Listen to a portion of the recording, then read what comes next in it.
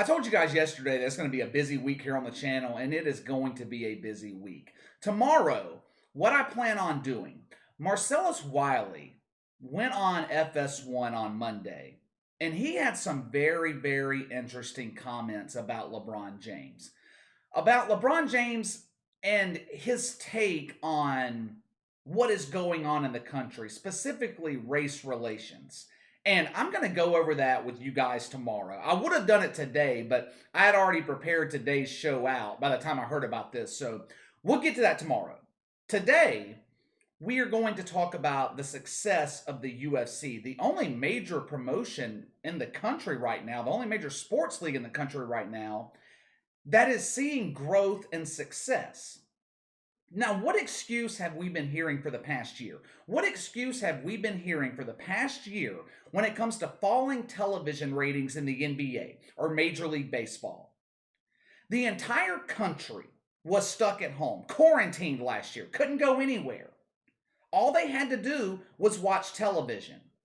Yet ratings for the NBA and Major League Baseball were in the tank. Why? What was their excuse? What did they tell us was the reason? Oh, people are consuming our game differently now. People are streaming our games. We're as popular as we've ever been. Or they were saying that ratings for everything on television are down. We're not the only ones suffering. I told you guys that those excuses were lies back last summer, and now we have an example of how they were lies. Most of you that have been following me for a while probably know exactly where I'm going with this. Ratings for the NBA and Major League Baseball are down. They are way down because both leagues have decided to go woke. That is the reason. Last year, we had players in Major League Baseball kneeling for the national anthem. They were protesting police brutality, which I find kind of strange, considering that most baseball players aren't even born in this country. Now, with the NBA, they went completely overboard the woke train. You had Black Lives Matter splashed all over the court, players boycotting playoff games, LeBron James blessing us with his ignorant opinions on political matters that he knows absolutely nothing about. That is the reason in both the NBA and Major League Baseball that the ratings are down. And they continue to drop. They're dropping this year. It is not streaming. It's not people changing their television habits.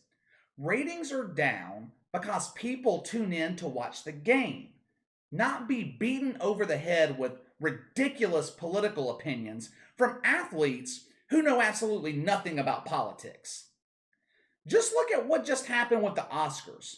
Back in the late 90s, 45, 50 million people would tune in to watch the Oscars.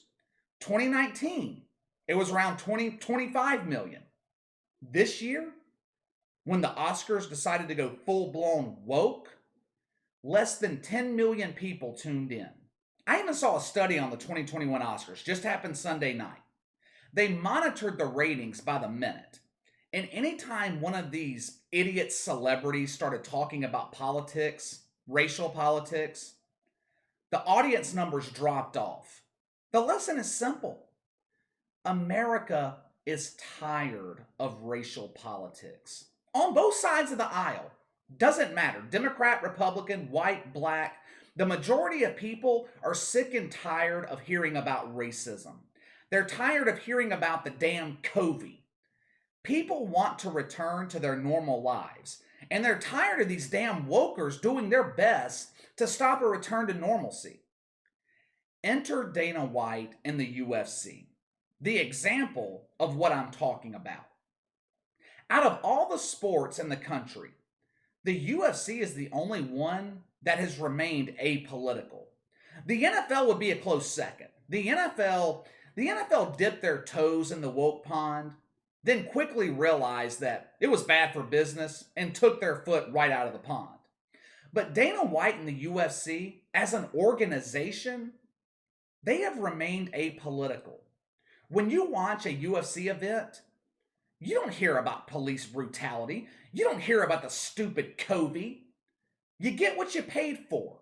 If you pay for a UFC event, you paid to see the fights, and that is exactly what you get. Now, oddly enough, the UFC is the only major sports league that is growing right now. NFL ratings were down around 7% last year.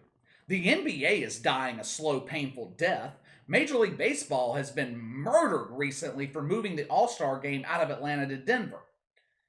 The prelims of UFC 257 back in January, highest rated in a year, watched by nearly 1.5 million people, which is more than some regular season NBA games. The prelims for UFC 259, 2 months later, 1.2 million people. UFC just packed 15,000 plus people into a sold out arena on Saturday night in Jacksonville, Florida. The event sold out in minutes, and their next event, which I believe is in Houston or somewhere in Texas, has already sold out in a matter of minutes. Dana White has led the way the entire time through this COVID debacle. Instead of shutting down like the NBA and every other sports league did, Dana White was looking for and found a way to keep the UFC going through the pandemic. He wasn't just going to quit. He found a way to keep the UFC alive. He didn't just accept the woke status quo of everyone putting their life on hold. That wasn't good enough for Dana White. He didn't fold to political pressure like Adam Silver did with the NBA. And it wasn't just Adam Silver. Every sports commissioner folded to political pressure. Even though the UFC as an organization has remained apolitical, they do have fighters that inject politics into the UFC. Now, you would think this would be a negative. I mean, after all, I have destroyed the NBA for the last year for injecting politics into basketball. And I don't necessarily like fighters in the UFC injecting politics, but there's a difference. There is a huge difference between what fighters in the UFC do and these athletes like LeBron James and the NBA do when it comes to politics. Take Drew Brees in the NFL, for example. Last summer, Drew Brees was crucified for having the audacity to say that he didn't agree with players in the NFL kneeling for the national anthem. I mean, how dare Drew Brees say something like that? How dare he support standing for the national anthem, something that is supposed to unify everybody? The criticism of Drew Brees was relentless. I can't remember who it was in Major League Baseball. It happened either last summer or it might have happened earlier this season. Can't remember. Maybe one of you guys can tell me in the comments section. But I remember that there was a player in Major League Baseball who stood for the national anthem while all of his teammates were kneeling, in support of Black Lives Matter, in support of being against police brutality. And the player standing for the national anthem, he was criticized for it. My point is, in the NBA, in Major League Baseball, and somehow in the NFL, some point in the NFL, you are only allowed to be political if you agree with the agenda of the collective. If you push the agenda that every cop in the country wakes up in the morning with a goal to kill unarmed black people, then you can say whatever you want about politics. Now contrast that with the UFC.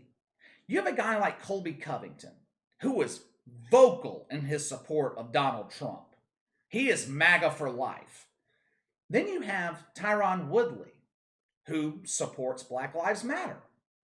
Now, instead of Dana White telling both of them to shut the hell up and keep the politics to themselves, he books them in a fight to make money, which is smart business if you ask me. If you're going to have politics involved, may as well use it to make money. But the bigger point is, the UFC is not agenda driven. They allow their fighters to be on whichever side of the political aisle that they want. Dana White, he might not agree with Colby Covington, but he doesn't ostracize him for his beliefs. Let me tell you another reason I feel like UFC is growing right now. I talk all the time on here about how these leagues take on the personalities of their commissioner. Roger Goodell is no nonsense. He's tough. Players in the NFL are generally the same. Adam Silver, on the other hand, is soft. He's soft-spoken. He's weak. And players in the NBA are generally the same. The NBA right now is as soft as it's ever been, full of beta males. Adam Silver is not relatable, but Dana White is. People can relate to Dana White. Dana White is not afraid to speak his mind. The Las Vegas Review-Journal, I believe that's what the paper's named, they blasted the UFC over the weekend for having the audacity to pack an arena during a pandemic. He didn't even require people to wear masks. Oh my God, what a rebel Dana White is. Dana White went online and ripped the paper to shreds. He completely blasted them. You think Adam Silver would ever do something like that? Hell no, he wouldn't. He would come out and apologize for the NBA and ban fans from attending games so he didn't offend anybody. Pretty much, the UFC is seeing growth right now because while other sports leagues are going woke, Dana White and the UFC are staying true to American values, and people are gravitating towards it. People who don't even like the UFC are giving it a chance because Dana White and the UFC are different. It's crazy to say that an organization that is patriotic, that is apolitical for the most part, and a commissioner who is apolitical and patriotic are different. But that is the society that we're living in right now, at least in terms of celebrities, professional athletes, and the mainstream media. If you don't share the same opinion as the woke mafia, you are not allowed into their elite club. A club that I believe 80 to 90% of the country have no interest in joining. Do you guys watch the UFC, or are you willing to give the UFC a chance since it's the only major sports league that hasn't gone woke? Do you think the UFC being anti-woke is the reason for its recent growth? Let me know. Sound off in the comments below. Make sure to like and subscribe. Click the notification bell to receive all notifications from the channel. Best way to contact me is by email at btlkc84@gmail.com, KC_BTL84 on Twitter. I'll see you guys tomorrow.